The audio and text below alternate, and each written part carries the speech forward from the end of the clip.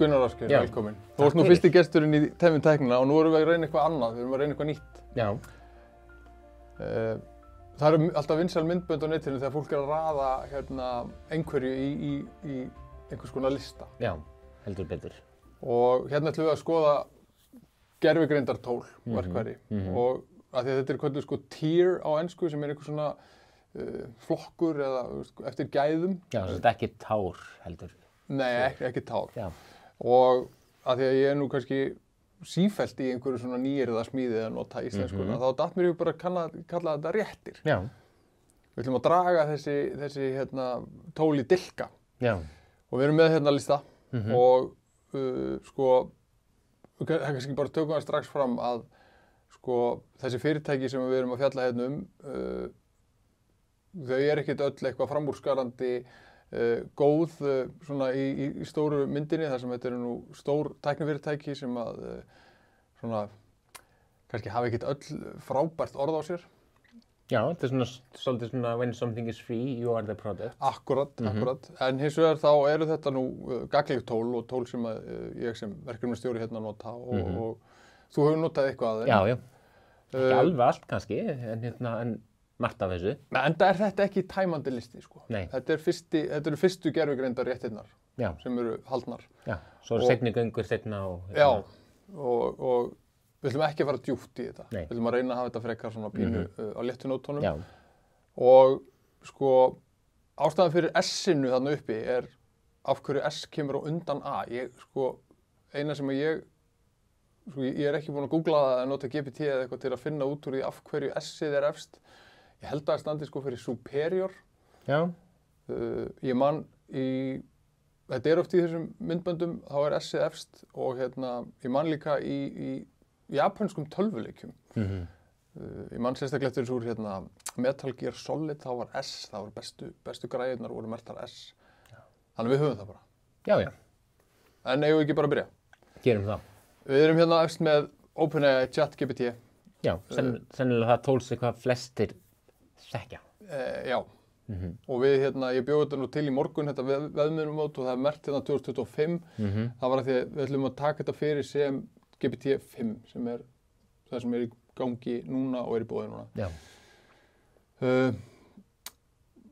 Þetta er sko, GPT er náttúrulega fyrsta svona mállíkannið sem verður, stóra mállíkannið sem verður almennt aðgengilegt. Já. Mér þykir GPT-5 sko, bæði finnst mér að OpenAI hafi mátt gera betur í að laga notendaviðmótið. Já. Mér finnst GPT-5 þegar maður er með slökkt á thinking vera bara afspyrnulélegt. Og mér finnst líka að íslenskan hefur farið mikið aftur. Henni fór aftur. Ég tók eftir því þegar ég fór að nota GPT-5 að þetta var bara farið að beygja aðeins vitlaust orð og svoleiðis. Þannig að ég er að hugsa ég er að hugsa að setja þetta í gott flokkin. Já, það er og það ástæðan fyrir þetta fyrir kannski ekki frábært flokkin er helst það þessar takmarkanir í íslenskunni og að notendaviðmótið mætti vera betra. Ok? Já, jú, gerum það bara. ChatGPT-5 gott. Cursor. Já. Það er nú kannski eitthvað sem að ekki margir þekkja. Cursor er þetta er í raun og snilld vegna þess að Microsoft er með svona forrit sem heitir VS Code og það er open source. Já. Og það sem þessi gæjar gerðu var að þeir bjuggu til fork af VS Code og settu svona skinn á það eða svona nýtt útlit á það og tengdu það við alls konar gervigreindamódel og fóru svo þróa viðmótið betur, þannig að Cursor er í raun og veru svona afsprengi af VS Code sem komið með mjög svona skilvirkar leiðir inn í til þess að nota þessa erindrekaða agenta til að hjálpa sér við forritun. Og sko, ég er mikill aðdáandi Cursor og hef verið eiginlega frá upphafi. Já. Og ég held að þeir séu sko metnir núna á sko eitthvað rúmlega $9 billjónir. Þetta eru bara einhverjir 3 gæjar. Já. Ég hef ekki notað Cursor sjálfur en veit vissulega hvað þetta er. Þannig að ég svolítið kannski leyfi þér að Ég skal bara ég ætla að setja cursor og út af nýju agent erindreka kerfinu hjá þeim, þá ætla ég að setja cursor í frábæra flokkin. Já. Þetta mjög gott. Þá eru konur að Google Gemini. Já. Þetta hef ég aðeins notað og þekki. Og að því vorum að tala sko stuðningur við íslensku og svona. Já. Ég prófaði þetta á mínu Gmaili. Náðu mér í trial af þessu. Og mér finnst alveg fínt að geta spurt á íslensku. Já. Þetta virkar ekki í, sko, ef þú ætlar ef maður ætlar að nota þetta í Gmailinu við hliðina og vil geta spjallað á íslensku, þá þarf viðmótið, eða Google viðmótið að vera líka á íslensku, sem ég breytti í og allt í góðu með það, en þá virkar þetta bara ekki. Okay. Það ef þú breytir Gmailinu hjá þér í íslensku, þá kemur bara eins og ég sé ekki með license á þetta. Áhugavert. Ég forðast að vera með þessi tól inn í tölvupóstinni hjá mér. Og ég að nota Gemini mest bara í gemini.google.com. Jú, nákvæmlega. En svo nota ég bæði Gemini 2.5 Pro og Gemini 2.5 Flash í alls konar API. Já. Og sko Gemini 2.5 Pro það langbest í íslensku. Já. En svekkjandi að það virkar ekki inn í tölvupósti. Ég reyndar að því ertu með svona commercial, eða svona viðskipta útgáfu af... Reyndar ekki, ég prófaði þetta bara í mínu Gmaili, því ég með mína svona business aðganga í Microsoft. Já. En ég prófaði þetta á Gmailinu mínu og ef ég svissa viðmótunni yfir á ensku, þá fæ ég alltaf svona suggestion eða svona tillögur að svörum, þá kemur það alltaf á ensku og það gerir það bara á fyrir þess að ég fara að tala við sig á ensku. Svo þegar ég svissa yfir á íslensku, það kemur bara eins og ég sé ekki með license á þetta. Ég haf búin að clear cuts í browser og gera allt þetta helsta og það bara síðast þegar ég athugaði þá var þetta ekki að virka fyrir íslenskuna ef þú ætlaðir að hafa svona, því ég alveg til ég að bara geta ítt að bara summarize þessi e-mail og fengið svörin á íslensku þegar maður þarf að spyrja á íslensku til að fá svörin á íslensku. Þannig að ef við erum að tala um þetta í því samhengi við íslenskan stuðning, mér finnst þetta ekki, þetta gott í íslensku, en það ekki alveg búið að ekki búið að samþætta þetta við tölvupóstina, en þarna ég í vissinni sko að því að mér finnst Gemini núna betri en ChatGPT. Já. En þessi samþættingu tölvupóstinn, við getum leyfum því að liggja milli hluta. Já. Að því mér langar að setja Gemini frábært. Já. Að því að mér finnst, og líka það að Gemini með langstærsta kontekstgluggan. Já. Þannig að þú getur bara sett inn 200 blaðsíðna bók eða eitthvað slíkt vegna þess að þau eru með 1.000.000 tókana kontekstglugga. Já. Þú mátt vera ósammála með. Nei, ég er alveg, ef við látum þetta með tölvupóstinn liggja milli hluta, þá má þetta alveg verið frábært því að Gemini mjög hrað, þetta mjög hraðvirkt líka þegar þú spyrð inn í þessu ekki í tölvupósta dæminu, þá svörin koma hratt og örugglega og mjög áhugavert líka með þetta að ef maður er að leita hlutum á netinu, tímarit.is eða eitthvað svoleiðis, leitin á tímarit.is sem maður leitar eða eitthvað þar, sem þau finn ég bara alls ekki það sem ég er að leita af, en bæði deep research hjá ChatGPT og síðan Gemini finna betur það úr tímarit.is heldur en leitin sjálf. Góða punktur vegna þess að ég ætlaði líka að segja ástæðan fyrir því að ég myndi næstu vilja setja Gemini í framúrskarandi deep research featuresinn hjá Gemini sem mér finnst algjörlega mér finnst það neila að bera af öðrum deep research featuresum vegna þess, mér finnst það að því maður setur inn deep research prompt eitthvað, gefur í fyrirmæli og það kemur með áætlun, mjög ítarlega áætlun áður maður tekur í gikkinn á deep research. Já, reyndar gerir ChatGPT það líka, en svona spyrir þið, ég ætla að athuga þetta og þetta og svo segir maður fara á stað. Já, setjum það í frábært. Við skulum ekki vera að eyða S-flokknum. Nano Banana. Já. Ég er nú búinn að vera í þessum myndgerðar apparatum svolítið að leika mér lengi og ChatGPT komið með fyrra árinu svona nýja aðferði að búa til myndir sem þá inn í GPT og Google eru svolítið svona ólíkindatól í þessu öllu saman vegna þess að þegar ég var að kenna temjum tæknina fyrsta námskeiði 24 þá sagði ég bara nota neitt frá Google, þá voru þeir með Bard Já. og þetta var bara eitthvað djók, sko. Já, það var vandræðilegt að fylgjast með Google Já. einmitt þarna í upphafi. Já. Þegar meira þess að bara Microsoft voru fann þeir ganga ágætlega með Copilotin og náttúrulega þekkja með tívarðana líka. Já, Google var bara eins og það verið eitthvað desperate, bara please verðið hérna með okkur, það var öllum drullu sama Bard. já, öllum. Og ég man ekki hvað CEO-in hjá, fyrirrandi CEO hjá Google heitir Erik Schmidt, hann heitir eitthvað Erik held ég. Já. Hann sagði á ráðstöfni hjá Stanford háskóla bara, já, Google eru bara búin að klúðra þessu vegna þess að þeir ætluðu bara að verða einhvern fjölskyldu hvern vinnustað. Síðan held ég að þeir hafa nú hætt því og eru núna, þessi risi hefur heldur betur vaknað til lífsins. Já. Og Nano Banana er að mínum mati skemmtilegasti svona myndgerða þjónustan í dag.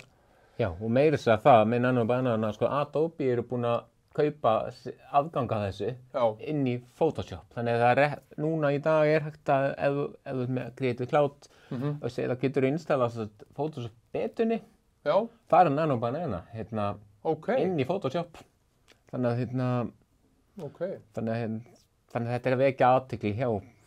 Það sem ég held að yrði meiri samkeppnis, sko, maður held náttúrulega bara Nano Banana yrði algjör samkeppni við Photoshop. En í staðinn fyrir þeir hugsa kannski bara hjá Adobe, bara if you can't beat them, join in, þú veist, þannig að... Já, allir það ekki. Nano Banana, frábært. Mér finnst það bara frábært, sko, og það sem að, einmitt það sem maður hefur séð, og þetta var bara þegar það er betra. Já. Eins og maður er alltaf að segja, sko, gervigreindin sem við erum að nota í dag er svo versta sem við erum eftir að nota á ævinni, því þetta verður bara betra og betra.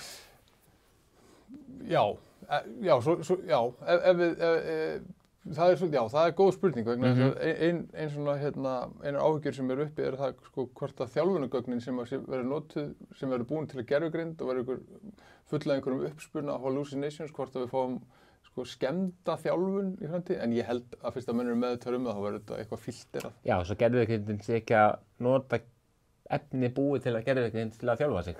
Já, og það kannski kemur ein lítil saga á milli vegna þess að sko stundum líðum, eða svona með líður stundum sko að við erum að flokka þessi fyrirtæki inn í frábært og gott og eitthvað svona. Já. Að ég er ekki með neitt frá Meta inni. Því ég bara hef ekki notað gervigreindina frá Meta. Nei, það er sama hér. Með Facebook og að því ég er búin að vera að skoða og það partur í ritgerðinni minni er að það sem við erum ómeðvituð er það að til dæmis í Afríku, í Kenía, þá kom í ljós að það eru svona sko verið að vinna, það eru tölvuver sem eru fullt af fólki að vinna við það að merkja gögn fyrir gervigreind og fyrir merkja þá óæskileg gögn og eitthvað, þannig að þessir algoritmar geti fundið út hvað er. Þannig að það eru fólk sem er að skoða allt það ógeðslegasta sem er á internetinu og merkja það. Já, frábært starf, eða þannig. Já, eða þannig. Já. Og svo í kringu 2020 þá kemur maður fram og segir bara, heyri, vitið þið hvað er að gerast hérna? Fólk er bara með áfallastreituröskun, við erum að merkja einhverja myndir fyrir $2 á tíman í Kenía fyrir Facebook.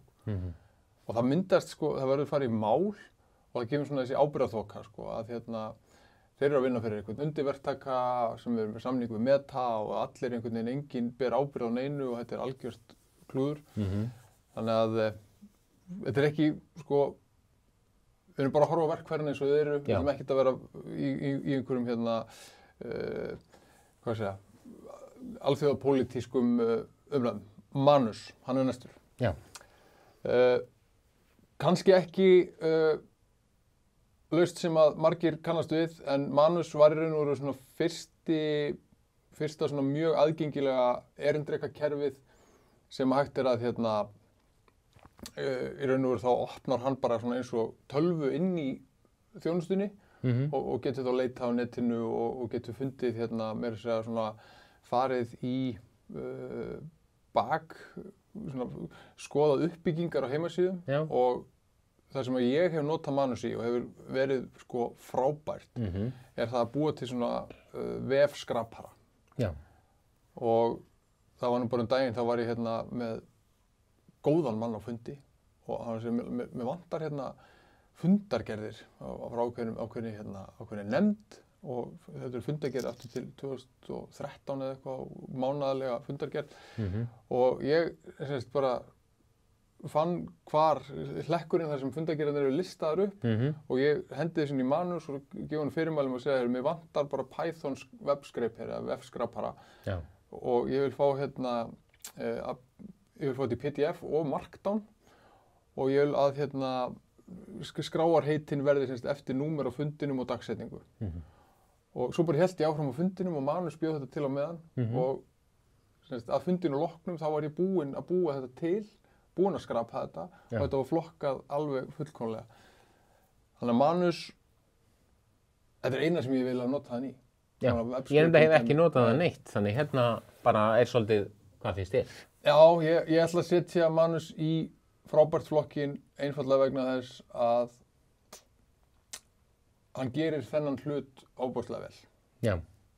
Við þurfum kannski einhvern veginn að... Já, ég veit ekki. Jú. Setjum hann í gott vegna þess að til þess að vera í frábært flokknum þá kannski, við erum að setja Nano Banana, getur bara búið til myndir. Manus getur gert webscrapers. Setjum hann í frábært. Veo 3. Já. Vídeó. Já. Sko, sannleikanum sagt, þá held ég að eftirspurnin eftir gervigreindar-gerðum vídeóm á internetinu í dag, hún er ekki mikil. Þetta svona já og nei spurning kannski. Nei, eftirspurnin kannski ekki mikil, en framboð miklu meira en að kæri sum. Já. Og það sem líka það, ég veit nú ekki alveg hvað væntanlega gerir ég ráð fyrir þessi að nota þetta bara hjá YouTube, sem náttúrulega bara Google líka, að þessi short sem eru til á YouTube, að það ég mæti ekki hvort það að annarkvort það að koma eða komið, að þú getur promptað til að búa til short. Þannig að það fer að vera gervigreindar súpa líka, veist, þannig að en það margt mjög gott í þessu samt sko, hvort sem eftirspurnin er til staðar eða ekki. Já. Vídeóin eru bara mörg hver ágætlega gerð, þú sérðu þetta en þá þetta sé gervigreind. Sko, ég heldur reyndar að það, og við verðum nú kannski í sjónvarpinu með það fljótlega að sko, geta okkur til að greina hvort þetta sé upprunnin frá gervigreind eða ekki, er alltaf að verða lakari og lakari. Já. Og ég held einhvern veginn að við erum núna í þessari fyrstu tískubylgju gervigreindar gerðra vídeó og eins og þú sagðir svo vel áðan, þetta er það lélegasta sem við munum nokkuð tíma að sjá. Já. En ég tók þetta verkefni okkar sem við erum að brasa við og gerði einfalt prompt fyrir Veo 3 að rétta þessi gervigreindarverkfæri. Áfram, hingað inn með þig. Já. Þetta er nú bara nokkuð gott, sko. Já, það er reyndar rétt. Að fá hann starra til að klippa þetta vídeó einhvern veginn flott inn, sko. Ok, en 10 sekúndur,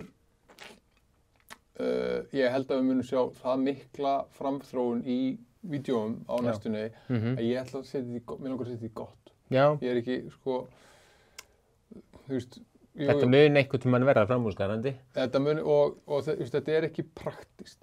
Þetta er ekki, hvað segja, jú, þetta getur verið praktískt. En fyrir mér þá er þetta ekki orðið praktískt ennþá. Nei, nákvæmlega. En það er svona eins og þetta er nú kannski það sem líka kemur að öðru að þannig verið, og það er líka þannig, ég er búinn að heyra það bara frá auglýsingastofum hérna á Íslandi. Auglýsingastofur eru byrjaðar að nota, ég veit ekki hvort það er Veo 3 eða eitthvað annað, en það eru auglýsingar á Íslandi gerðar algjörlega með gervigreind og það er ekkert sérstaklega tekið fram að þessu gerðar með gervigreind og þegar það er ekki tekið fram, þá er enginn að pæla í því. Það er svona vantar þess að sko eftirlitsstofnun að þetta er raunverulega maður að fylgjast með okkur að við værum hérna í raunveruleikanum. Já. Hvernig getum við vitað það? Höldum áfram, við þurfum að vera við þurfum að halda vel á spöðunum þannig að fólk nefnir að horfa á þetta. Open Web UI. Já. Veistu hvað það er? Nei. Sko, Open Web UI það er algjör snilld. Þetta er raun og veru bara open source, þetta er opin hugbúnaður þar sem að þú getur stillt af hvaða módeli þú vilt nota. þú getur bara valið eftir þá bara API-tengingum.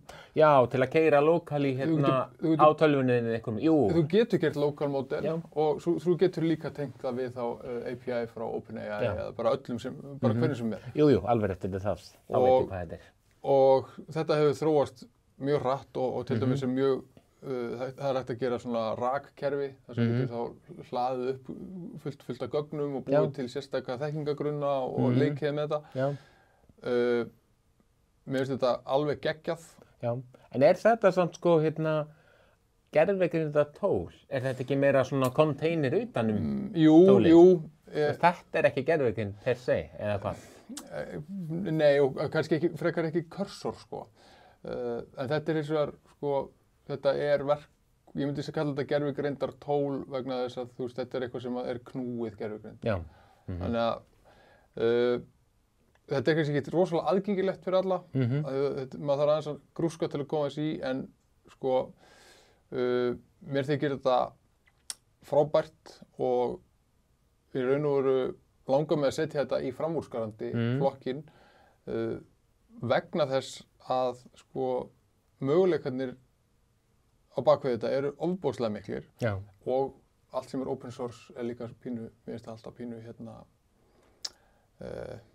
pínu hugulegt, sko. Já, ég er sammála. Ég er mjög hrifinn af því sem er open source. Já, en sko, ég þarf vel að athuga eitt áður en ég negli þetta, að því ég er í Atlas. Já. Ég ætla að spyrja hérna, er ekki Open Web UI pottet open source? Af því að það er svolítið síðan ég var að... Það heitir open. Það heitir, já, að já. Og eins og ég sjáu þá er ég að nota Atlas-browserinn frá OpenAI. Við röngum hann á eftir. Já. Site S allan daginn. Já, þetta leyfi ég þér bara svolítið, því ég hef ekki prófað þetta. Nei. Site er bara... Þetta er bara það nákvæmasta fyrir alla rannsóknarvinnu sem ég hef fundið. Og það er sérstakur hlaðvarpsþáttur til Site þar sem ég tala við stofnandann, Sean Rife. Já. Og bara þegar ég hafa stutt vel við innleiðingunni hérna hjá Háskólanum á Akureyri. Já. Og þetta er bara alveg magnað. Já. Og ég var að leika mér daginn að búa til tengingar á milli sko íslenskra fornbókmennta, hringadróttinssögu og gervigreindar. Já. Og notaði þá Site til að finna sko ritrýndar heimildir, til að finna greiningar, í raun og veru þá greiningar sko hvernig maðurinn hefur svona túlkað ómannlegt vit hingað til vegna þess að hvað er þessi hringurinn og sjáandakúlurnar sem Sauron var með og allt þetta. Við sjáum einhvern veginn svona maðurinn hefur að glíma við ómennska greind ansi lengi, sko. Já, þannig að þetta var ekkert að ruglast á, sko, Gunnar eða Hlíðarenda og Gimli eða eitthvað. Nei. Suno, förum í Suno. Já, þetta hef ég prófað. Þetta hefur prófað? Já. Og þetta er að verða alltaf betra og betra. Já. Og að nýjasta nýtt er að þeir eru komnir með núna svona svokallaðan DAW eða Digital Audio Workstation inn í þetta, þannig að þú getur fengið sko trekkjun aðskilin í vafranum og bara ætla að slekka hérna á þylunni, ætla að slekka þessu og eitthvað þannig. Þetta er svona, ég hef meira notað sko annað sem heitir Udio. Udio, já. Og lengi vel fannst mér það alltaf betra en þetta, en mér finnst meiri þróun verið í gangi núna hjá Suno. Þannig að en svo þetta bara, þarna að við settum sko í B-ið, við settum í B-ið, Vio 3, Vio 3, já. Sko að þegar við tölum að eftirspurnin eftir svona vídeóum væri ekki mikil. Já. Er eftirspurnin svona mikil eftir tónlistinni þó hún sé... Sko, ég held þarna séu við komnir inn á heimspekilegri vangaveltur sköpun með gervigreind. Já. Ég er einhvern veginn orðinn á því, svolítið á því bara að það skiptir bara öllu máli hver meining mannsins sem er að búa til eitthvað með gervigreind, hvort að hann sé að flytja einhverja sögu eða reyna að koma einhverju frá sér, einhverju tjáningu sem einhver sagar á bakvið. Þá er held ég að formið skiptir ekki öllu máli. Nei. En hins vegar þá náttúrulega held ég ekkert rosalega mikil eftirspurn eftir einhverju svona fjöldaframleyndu Suno-músík. Nei, og svo náttúrulega hitt, en það náttúrulega bara eins og með allt, ég veit það að þeir sem hafa verið, sko, svona, pródúsera, sko, svona tónlistar, kompóserar, sem smærri verkefnum, kannski svona ágætlega svona þekkt nöfn, en samt ekki svona, eins og, ekki John Williams eða eitthvað fyrir Hollywood-myndir, og svona, minni verkefni. Það er vel hrunið niður verkefnastaða hjá þessi fólki í heiminum að að því að fyrir smærri verkefni núna fólk bara að nýta sér gervigreindina. Og á sama tíma, þú veist, á sama tíma svo er leiðilegt fyrir einhvern veginn að missa verkefni og þú bara prompt eitthvað að fá út úr í tónlist. Þannig er aftur komin að þessari niðurstöðu, sko, þú ert að horfa á bíómynd og heyrir ykkur á tónlist og ert ekkert að tónlistin kannski aukaatriði, þú ert ekkert eitthvað mikið að pæla í hvort hún sé saman af mannesku eða ekki. Þannig að Nei, en svo þú veist, að því að við deilum ástríðu á kvikmyndum. Já, heldur betur. Og þú veist, eins og maður skoða bara eins og tónlistin eftir Hildi Guðna í bæði Tjernobyl-þáttunum og Joker. Þú veist, þegar bara tónlistin einhvern veginn bara svona, vá, hún fangar eitthvað. Og þú veist, og svo tengjum við þetta við manneskjuna. Og þú veist, þá verður þetta eitthvað svona pínu flott, sko.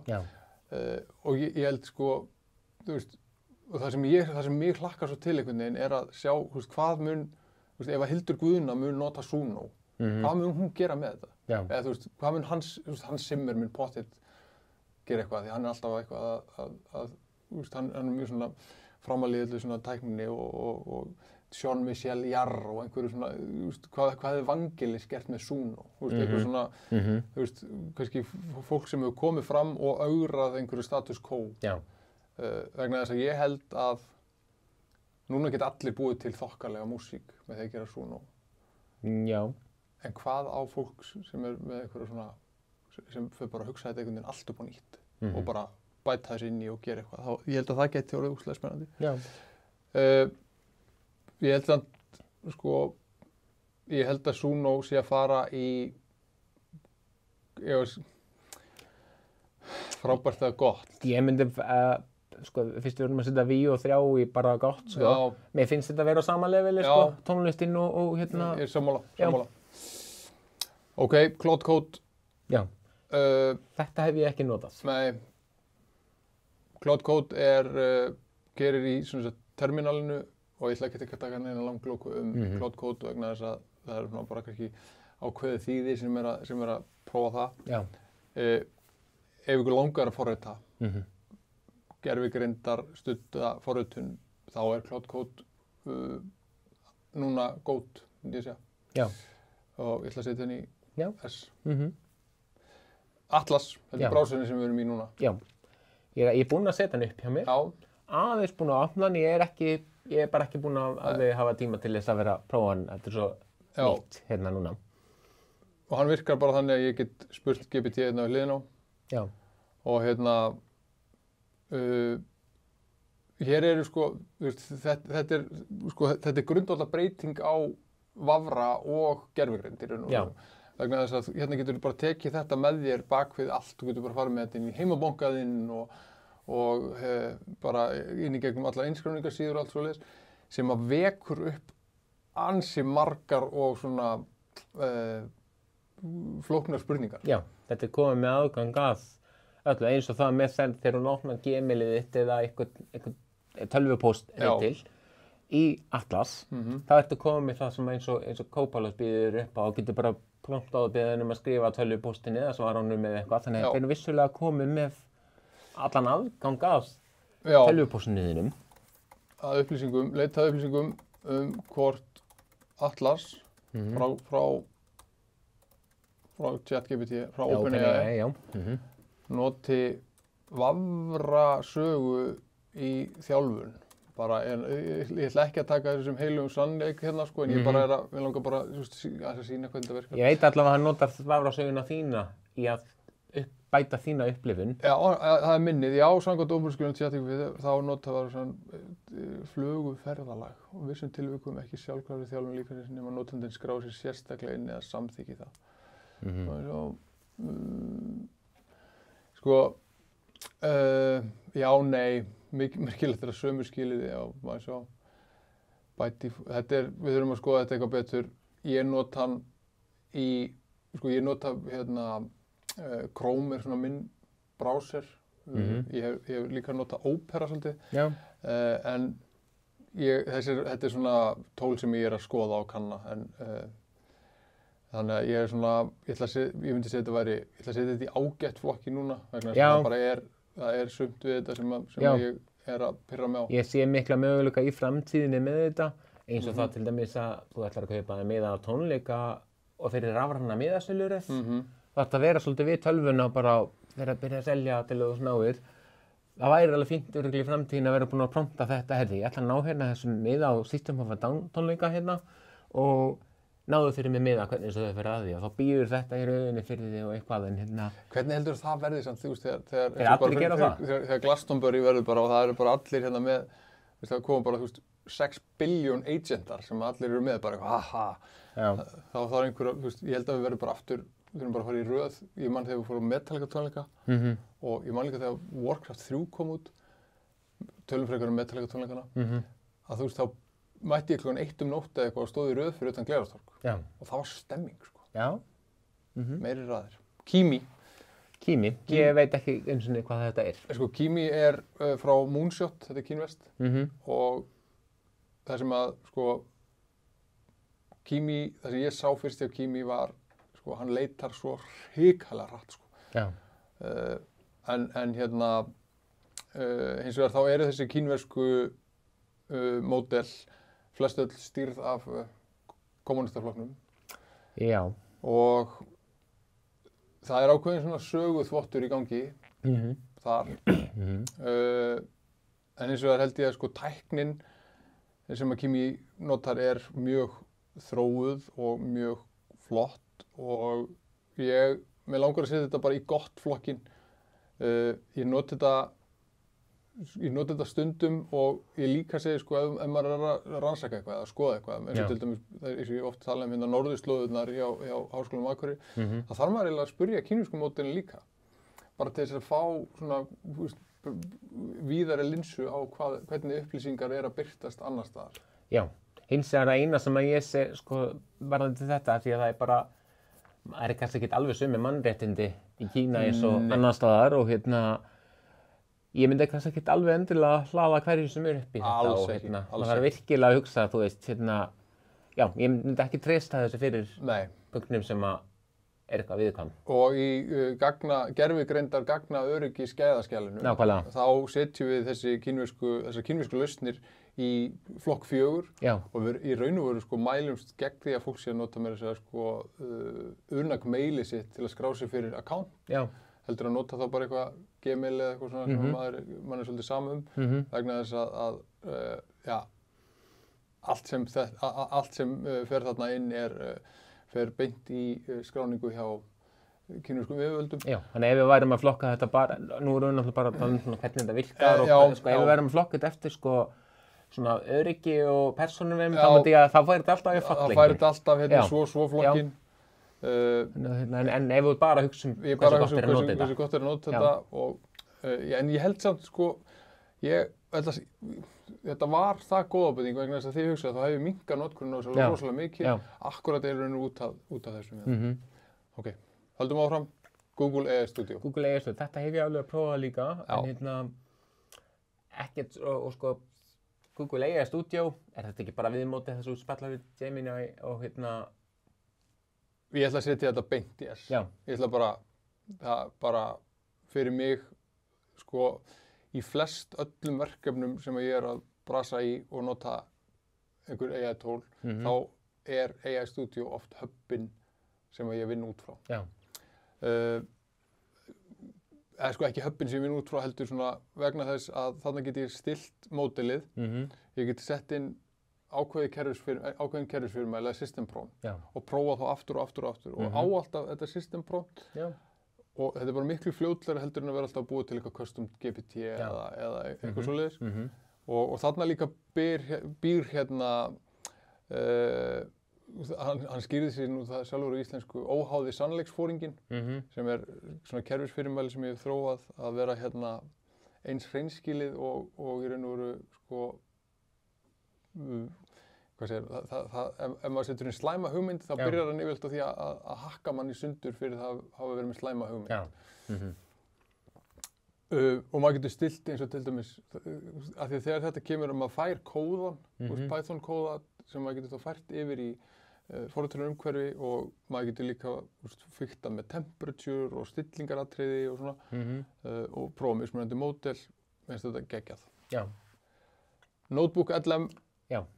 Þetta er svona sem maður myndi kalla einhvers konar game changer líka. Já.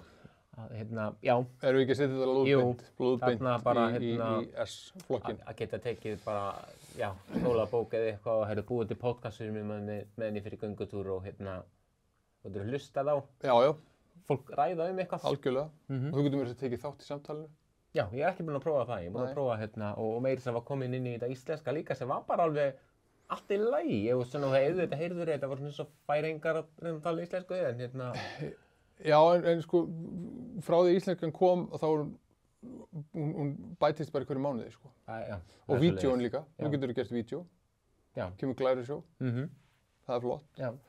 Það sem ég veist best við Notebook LM er hins vegar það að ef maður hleður upp einhverju skjali, lögum, skýrslu, fræðigrein, einhverju og spyr að þá gefur hún, sko, setur svona footnote og maður getur valið footnote og þá getur maður opnað skjalið á þeim stað þar sem hún er að taka upplýsingar. Já, nákvæmlega. Þannig að það er alveg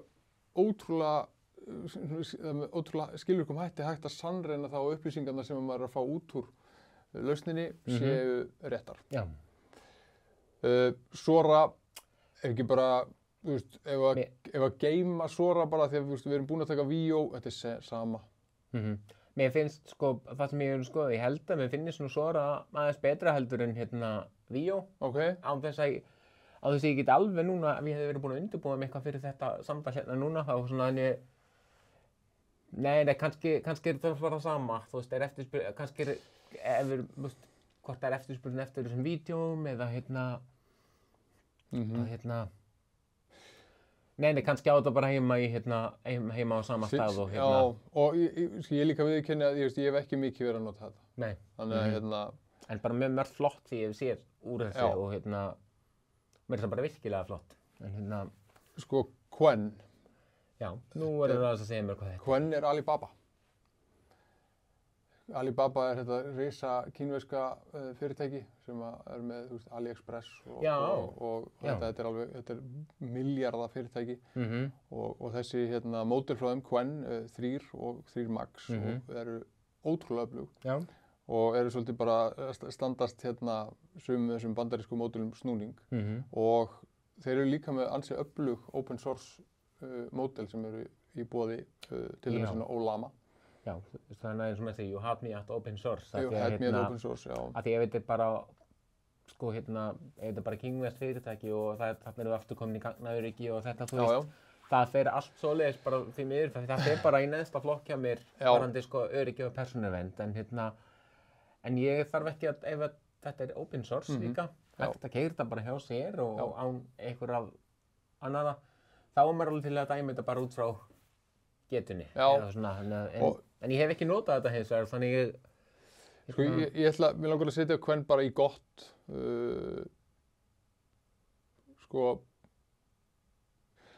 kannski einfaldlega vegna þess að þú veist, það er ekkert endilega í þessu sem að gera eitthvað miklu betra heldur en annað open source módelin hjá þeim eru bara fín, Qwen er gott, Mistral, frakkarnir. Það er sama, ég hef ekki notað þetta heldur. Vonarstjörnur Evrópu. Ég ætla að setja það í gott. Við viljum ekki að tala mikið meira um það. Ég nota, eitt sem ég ætla að segja. Mistral eru líka með open source módel. Og ég hef með eitt forrit sem ég bjóðum til, eða þetta er ekki forrit, þetta er bara skrifta. Sem að, vegna þess að Mistral eru svolítið framalega í svona LLM keyrðu OCR. Sem þýðir í raun og veru að LLM-ið tekur upplýsingar af einhverju skjali Já. og í raun og horfir á það. Já. Dregur upplýsingarnar frá því þannig að þetta getur verið myndir eða handskrifað texti eða Já, eitthvað. handskip, það er það sem, já. Og ég er ofta að ná mér í einhvers PDF-skjöl, downloada PDF-skjölum og mér finnst leiðilegt að það er engin svona staðall á því hvað PDF-skjöl heita þegar þú downloadar þeim. Stundum heita það bara einhverjum númerum og eitthvað. Þannig ég seti þetta allt inn í eitt folder og svo keyri ég bara Python-skriftu sem keyrir upp Mistral 7B og það sem sagt skoðar skjalið og jafnvel les fyrstu 2 blaðsíðurnar eða vantar upplýsingar, breytir PDF-nafninu í betra nafn og skráir það fyrir mig í svona flokkunarskrá, þannig að þá held ég skrá yfir öll skjölin mín. Þetta er ótrúlega einfalt, hjálpa mér mikið. Þannig að ég ætla að færa þetta upp í frábært út af þessu. Út af þessari skriftu. Cloud Desktop. Hvað er þetta langt? Ef að klára listi? Já, ef að klára listan. Er það ekki stærri? Já. Hann þarf ekki eins og að klippa þetta, því þetta er bara svona, þetta var óformlegt. Nákvæmlega. Cloud Desktop. Já. Ég sagði áðan að Google Studio hefur hubbin. Cloud Desktop er hubbin minn, sannarlega. Ég hef ekki heldur notað þetta. Nei. Sko, ég skrifaði blogg á gömlu heimasíðunum minni í nóvember í fyrra held ég þegar MCP byrjuði, Model Context Protocol sem er frá Anthropic.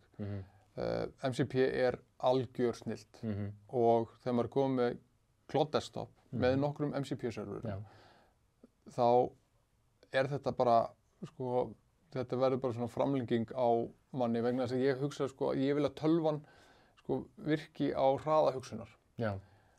Og með því að hafa Cloud Desktop tengdan við til dæmis einhverja gagnagrunni sem ég er að vinna með, hann er með aðgang á nokkrum möppum í tölvunni, ég get hleypt honum með að gera terminal commands, að þá í raun og veru, sko, víkkar út, sko, notkuna möguleikana á Cloud Desktop alveg ótrúlega mikið og ég nota stundum Cloud Desktop og Cloud Code saman. Já. Þá fyrir Cloud Desktop í einhvers konar svona yfirmannsstöðu yfir Cloud Code og er að fylgjast með þá inn í þeim svona verkefnum sem ég er að brasa. Mér langar að setja inn í S. Já. Það er lagið því núna. Já. Copilot. Við erum Copilot-menn. Við erum Copilot-menn og þannig er líka gott að hafa í huga að þetta eru 2 útgáfur til, sko, Microsoft Copilot 365. Já. Er þetta fyrirtækja umhverfis. Já. Svo er líka til eitthvað sem heitir Copilot Pro. Já. Sko, er það viðurkenna hjá Microsoft, það er svolítið flókin, sko, hvað er hvað og meira þess að ég stundum sem þetta kerfistjóri, ég stundum hefur ruglað stundum bara svona, en fyrir fyrirtæki sem er með allar stofnanir á Íslandi, bara ríkið og svona, er náttúrulega allt í Microsoft. Mér finnst þetta snildar integration inn í það allt. Ég er farin af því þú talar þú Chrome þínum afri, núna síðustu 3-4 ár, ég er bara Microsoft Edge maður. Þú ert bara Edge maður. Já. Edge er náttúrulega orðin... Hann er orðin rosalega góður, sko. Já, hann er líka Chromium. Hann er Chromium og inn í Edge getur líka kveikt á stillingu í settings upp á að leyfa Copilot sem er hann upp í horninu á getur spurt út í efnið svo þú ert að skoða. Já. Og það meirist að þeir eru komin í eitthvað sama og líka Atlas að taka ykkur stjórn og svona sem ég hef ekki prófað. En þetta finnst mér snillt að geta verið með langar leiðilega greinum eitthvað, kannski á ensku og ef þetta er frétt eða eitthvað, hvað er þessi frétt? Fá bara inn í vafranum beint. Sko mér finnst, sko Copilot, Microsoft Copilot í fyrirtækjaumhverfi sem er í Microsoft finnst mér algjör snillt. Okay. En í dag myndi ég kannski geta til að setja þess að framúrskarandi, af því það er ýmislegt sem að bara er að verða betra á svona. En að mínum haldi hefur að horfa á fyrirtækin sem er í Microsoft. Ég myndi alveg segja að þetta væri frábært.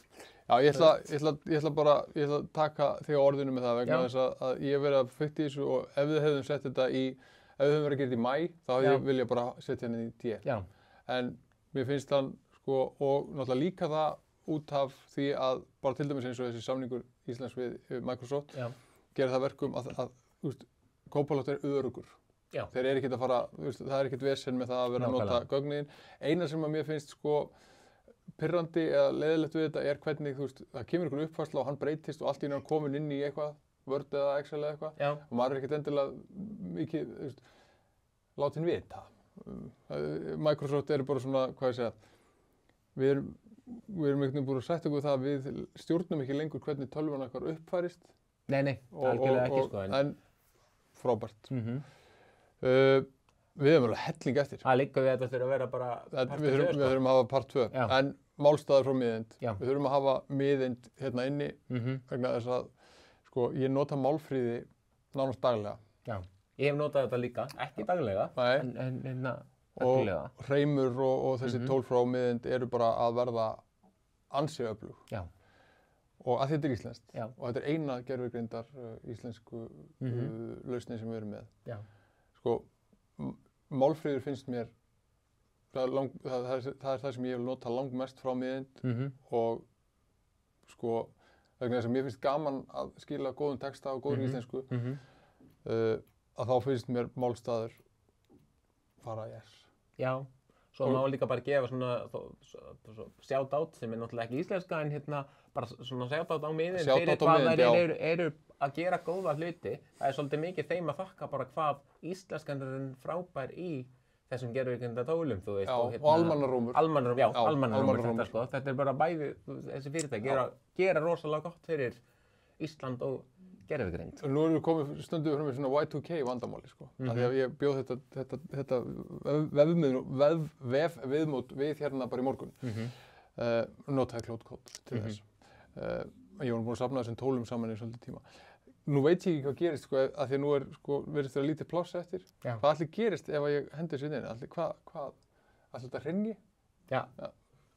Nei, ok. Sko, Cloud Code sér fyrir sínu. Já. Þannig að hann stækkaði bara ramman, containerinn. Vel gert. Já. Bolt. Já. Sko, ef við bunkum saman, tökum bara Bolt og Lovable svolítið hérna. Ég hef notað bæði Lovable og Bolt mikið. Ég notaði fyrst Bolt og ég er búinn að skipta yfir í Lovable. Já. Og mér finnst alveg að bera af hvað Lovable er mikið betra. Já. Þú veist, mér finnst einhvern veginn það geta laga, þú veist, að prompta að biðja eitthvað. Já. Það einhvern veginn næra að halda áfram þá kannski þetta bara klárt. Meðan Bolt svona segir, þetta er klárt, svo virkar ekkert. Þú veist, þannig að... Ég held að Bolt sé hérna. Það er núna, já. Þú veist, þannig að, já.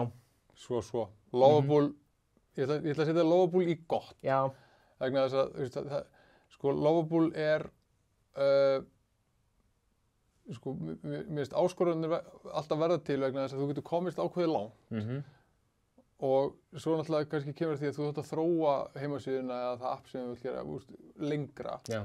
Og bara að taka verkefni út úr Lovable, þá í gegnum GitHub og taka það svo niður í VS Code, þú veist, þá sér maður, það eru fullt af einhverjum óþarfa pökkum og það eru ótrunnir pakkar og það er alls konar svona, þú veist, það tekur svolítið langa stund að koma þessu upp, hvað við segja, að verða svona framleiðslu ready, en hins vegar segi ég að ef maður ætlar að henda einhverju upp, búa eitthvað til sem lítur vel út, að þá er rosa gott að byrja að Lovable. Já, byrja að fá lúkið og svona og hérna... Frábært. Já. Grokk. Já. Þarna er hann hérna Elon Musk. Okkar maður. Já. Snarklikkaður billjónamæringur. Já, sko, hann er náttúrulega ekki með, þetta er nú ekki King West, þú veist, en svona hérna, ég er samt svo, sko, ég veit ekki alveg hvað er að gerast þegar ég afhendi gögnin mín í Grokk. Eða þú veist, sko, ég treysti því ekki að þau séu notið,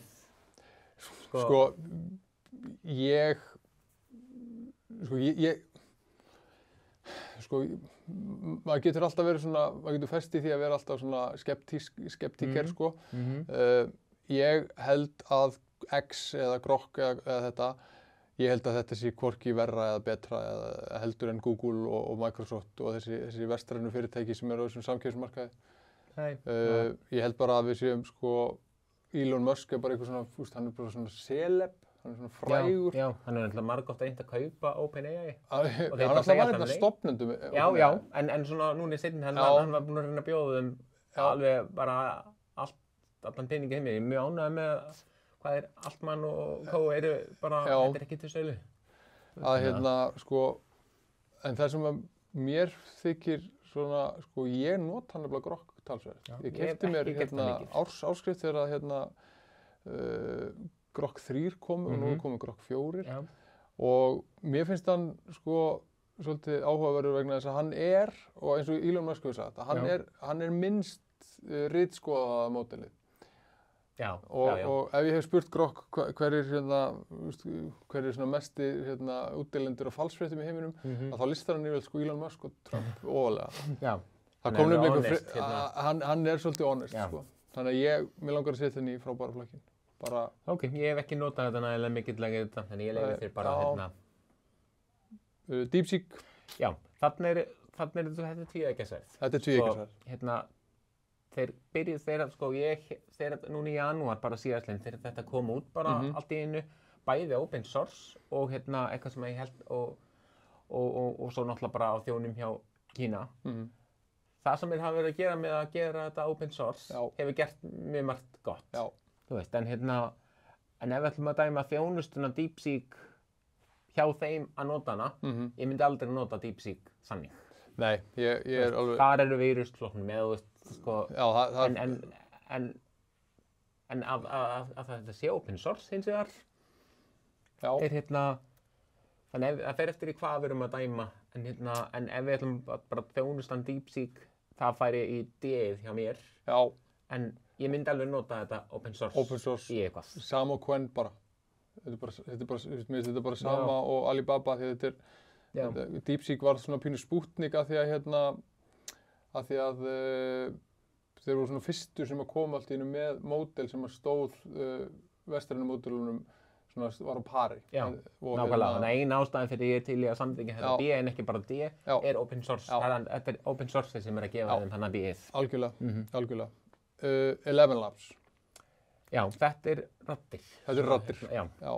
Og þetta er að geta promptað þetta í að auglýsingaraddir eða eitthvað svo leiðis. Og náttúrulega fyrir bara enskuna og svona, það er þetta alveg frábært í rauninni, sko. Já. Og maður heyrir það líka því ég er nú í einsum grúppum af Facebook, bæðið þeim að ég hef nú gert svolítið að því líka að lesa inn á útvarpsauglýsingar á Íslandi. Þú ert með rödd fyrir útvarp og andlit fyrir sjónvarp. Já, takk fyrir það. Hættu þessu. En sko, það er langt í land kannski með það að þú getur farið að prompta eitthvað svona fyrir íslensku, hvað er ég að segja? Ég veit það ekki. Nei, en ég er í grúppum, erlendum grúppum, þar sem er svona fylgjast með, ég er nú ekki mikið að tjá mig þar. Nei. En þeir sem eru þessir voice-over artistar úti hafa verið að lesa inn á auglýsingar og svona, tala með þetta sama og tónlistafólkið þannig að við rættum með Suno. Verkefnastaðan hefur bara hrunið. Það er horfið, það er búið. Þetta er að verða búið, sko. Og er það gott eða slæmt, gott kannski fyrir þá sem að þurfi ekki lengur að borga þessu fólki fyrir, en þetta er svona tvíegg, en ef við ætlum bara að dæma þessa þjónustu út frá, náttúrulega, við getum ekki dæmt þetta fyrir íslenskuna því að það er ekki gott, eða ef það er bara yfir höfuð stuðningur fyrir það. En ef við myndum vanta auglýsingarrödd sem væri að auglýsa eitthvað á ensku, þetta er rosalega flott og gott það sem er í boði þetta. Þá, ef við erum að tala um það, þetta er alveg framúrskarandi fyrir ensku. Já, og ítölsku. Vegna þess að ég geti sett litla sögu að ég var á Sikiley og var að flytja fyrirlestur svona 20 mínútur og þetta var 2 daga ráðstefnu og ég kemst að því fyrsta daginn á ráðstefnunni að sko ensku kunnátta þáttakenda var ekki mikil. Þannig ég hefði þurft að hafa túlk með mér til að skila erindinu og ef ég 20 mínútna erindi sem ég var búin að undirbúa þá var náttúrulega erindi orðið kannski bara 10 mínútur vegna þess að túlkurinn þurfti að endur sig allt. Þannig að ég tek upp fyrirlesturinn á ensku inn á hótelherbyggi hjá mér eða íbúðinni sem ég var í Palazzo Adriano og breyti því svo í handrit, klóna röddinn í mér með 11, þýði handritið yfir á ítölsku og læt síðan 11 Labs lesa fyrirlesturinn minn á ítölsku. Og þannig að ég sagði eins og sannur verkefnastjóri þá mér útvistaði því að láta flytja fyrir mig fyrirlestur. Þannig ég settist bara niður og spilaði þetta. Og svo Dubbaði þetta vídeóið þitt? Þetta dubbaði vídeóið mitt. Ó, ég finnst ekki að það væri hægt. Nei, ég þurfti bara, þetta var svona nokkur skref sem ég tók. Fyrst flutti ég fyrirlesturinn, breytti því í texta og svo breytti ég textanum í ítölsku og svo lét ég 11 þannig að framúrskarandi. Ég myndi segja að sem voice cloning er þetta geggjað. Já, sem voice cloning er þetta geggjað. Við erum með tæknimaðurinn okkar starri Ég notaði þetta til að klóna raddir í íslenska raddir og svona. Ég viðurkenni það að þetta er ekki gott að flytja íslensku. Nei, ekki gott að flytja íslensku. Nei, en sko sem cloning og setja þetta einhvers staðar annars staðar sem einhver getur lesið íslenska texta, þá er þetta bara, þetta er geggjað, sko. Þetta er geggjað. Ég held að þetta sé besta voice klóni sem er til í. Já. Starri ætti að vera, hann veit hvað hann er að segja. Já. Hann hefði átt að vera með okkur hérna. Hann verður kannski næst. Perplexity. Já. Ég hef notað þetta ekkert sérstaklega mikið. Já, ég ætla að setja Perplexity í A-flokkin. Já. Perplexity, ég nota Perplexity daglega nánast. Ég er með áskrift af því sem ég keypti mér. Ástæðan fyrir því ég setja í A-flokkin en ekki S-flokkin er að sko, maður þarf stundum einhvern veginn að prompta til hlýðinni. Eða þú veist, stundum finnst mér þegar ég setja inn prompt og þá kemur eitthvað úttak og svo skoðar maður sko sources og þá stundum bara hefur það ekkert leitað. Þannig að mér finnst að ég ekki alltaf triggera sko þessa djúpu vinnslu sem það getur gert ef maður gerir það rétt. En eins og er það og kannski gott að vita að fólk sem er í háskólum getur fengið frían mánuð af Perplexity og það er hægt að stilla þannig að það notar gögnin ekki til þjálfunar. Og svo getur þá eins og háskólafólk hjá Háskólanum á Akureyri getur þá fengið frían mánuð og svo fengið Pro áskrift á $5 á mánuði. Og ég myndi segja að sko ef þú ert með Perplexity site og Copilot þá ertu með rosalega öflugt verkfærasett. Olama. Ég hef notað þetta en ekki nægilega mikið til þess að svona geta almennilega staðsett þetta. Já, ég ætla að setja beint í S. Ég ætla bara að setja bara í raun og veru og ég geti þess að bara nóg að þeir eru með flottasta logoið. Sko Olama er í raun og veru bara hugbúnaður sem að leyfir að downloada, hlaða niður módelum á þína eigin vél.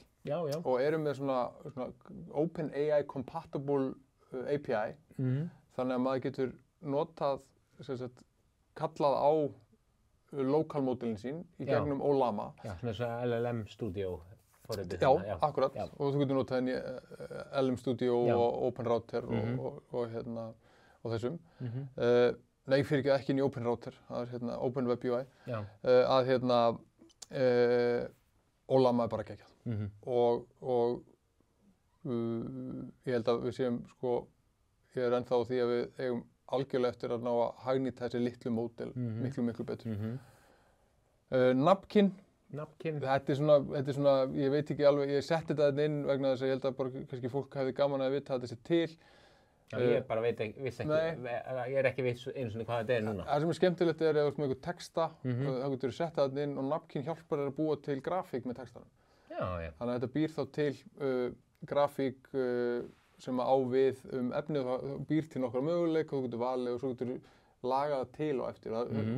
Þannig að ég noti þetta stundum ef mér vantar einhverjum svona fljótlegar aðferð til að henda upp einhverjum grafík. Ég ætla að segja að þetta sé gott. Midjourney. Þeir eru með líka open source. Nei. Midjourney voru svona, sko, hefðu við gert þetta fyrir ár síðan þá hefði Midjourney farið í S-flokkin vegna þess að þá voru þið bestir í að búa til myndir. Já, nákvæmlega. Þeir hafa ekki náð að fylgja Nano Banana. En þeir eru eins og með mjög, sko, mér finnst Midjourney með flotta myndir í sömu sem þeir eru að gera og mér finnst líka nýju svona hreyfimyndirnar sem þeir eru að gera svolítið flottar.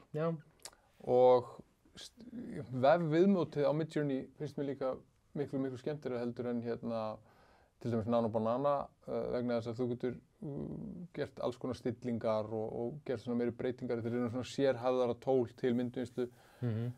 Frábært, Midjourney er frábært, það er ekki hægt að segja hana. Þó að áskriftin mín sé runnin út og ég nota þetta ekki mikið. OpenRouter, sko OpenRouter er Ég á alltaf svona nokkra, ég á alltaf pínu inneign á OpenRouter vegna þess að þarna getur maður, ég notaði þetta svolítið mikið þegar ég notaði lausn inn í VS Code sem heitir Klein. Vegna þess að þarna eru bara öll gervigreinda módel í raun og veru sem eru til. Og þú kaupir bara API gjaldmiðil, þetta er bara svona stöðumæli sem þú setur í og þá getur þú bara notað módelin sem OpenRouter eru með og þeir eru líka með svona API compatibility. Já. Þannig þetta er svona pay as you go. Þetta er svona pay as you go Já. og svo stundum koma inn þarna módel sem við verðum að prófa. Eitthvað svona no-name módel sem verða ógeðslega góð. Já. Þannig ég nota Open Router og maður getur líka sett, sko, maður getur raðað saman. Maður getur sett út Gemini 2.5 og hérna OpenAI ChatGPT 5. Þetta er svona fyrir grúskara. Já, ég ætlaði að segja ég hefði ekki notað þetta en svo þegar þú útskýrði hvað þetta er, það bara jú, ég notaði þetta. Ég ætla að setja Open Router í, ég ætla að setja hann í framúrskarandi flokkinn.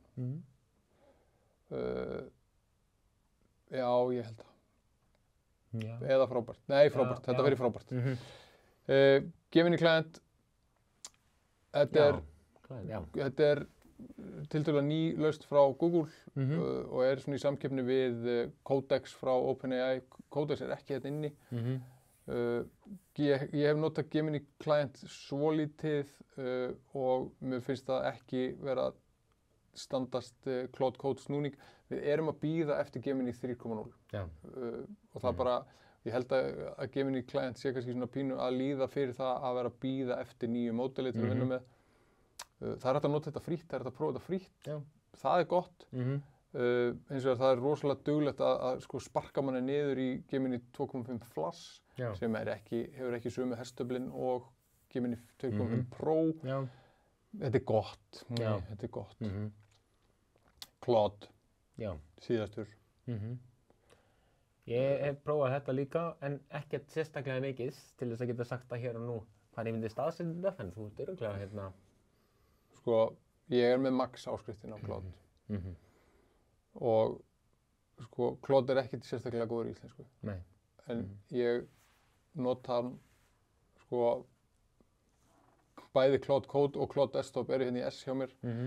Það var asnalegt að setja Claude einhvers annars staðar. Claude það eru nokkur módel. Núna erum við með hérna